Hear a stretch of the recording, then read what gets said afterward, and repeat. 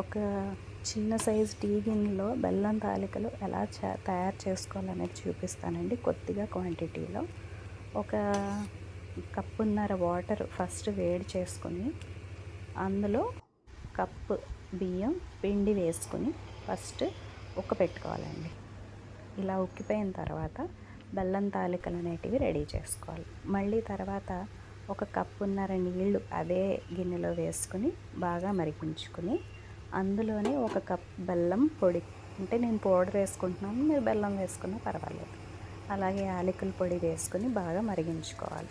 ఇలా మరిగిన తర్వాత ఇందులో మనం ఏవైతే చేసుకున్నామో బెల్లం తాలికలు అవి వేసుకొని బాగా మరగబెట్టుకోవాలి. ఇక్కడ చూపిస్తున్నాను కదా ఇలాగా.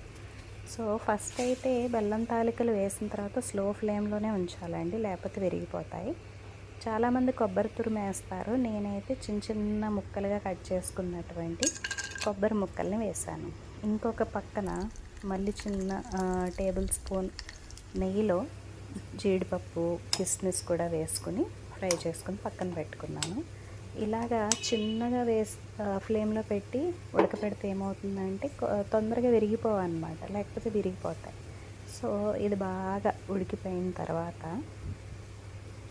ఉడుకుతుంది కదా, ఇలా ఉడుకుతున్నప్పుడు మనం ఏం చేయాలంటే బియ్యం పౌడర్ కలుపుకుంటే చాలా థిక్గా వస్తుందన్నమాట. ఇలాగా కలుపుకోవచ్చు. నేను ఏం చేశానంటే మళ్ళీ సపరేట్గా పాలల్లో బియ్యం పౌడర్ కలిపి ఇందులో వేసాను.